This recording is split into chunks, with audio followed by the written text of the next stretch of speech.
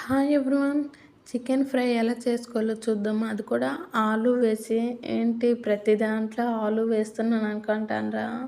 అదొక అలవాటు అయిపోయిందండి. మీరు ఎలాగో కర్రీస్‌లో కొంతమందికి ఒక్కో అలవాటు ఉంటుంది కదా! అలా నాకు ఏ కర్రీలైనా ఆలు వేయడం అలవాటు. చికెన్ ఫ్రైలోని కూడా ఆలు వేసి చేయడం అయితే ఎవరైనా నమ్ముతారా? ఎలా చేశానో ఏంటో మీరే చూసేయండి. అన్నట్టు మర్చిపోయాను. మీరు కూడా చికెన్ తింటున్నారా?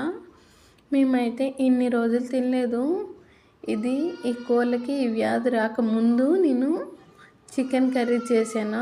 అది ఎలా చేశానో ఏంటో మీకు షేర్ చేసుకుందామని పెట్టాను. ముందుగా కడాయిలో ఆయిల్ వేసుకొని పెద్ద సైజు 3 ఆనియన్స్‌ని కట్ చేసుకొని ఇలా పొడవుగా కట్ చేసుకుంటే గ్రేవీలా చాలా బాగా వస్తది.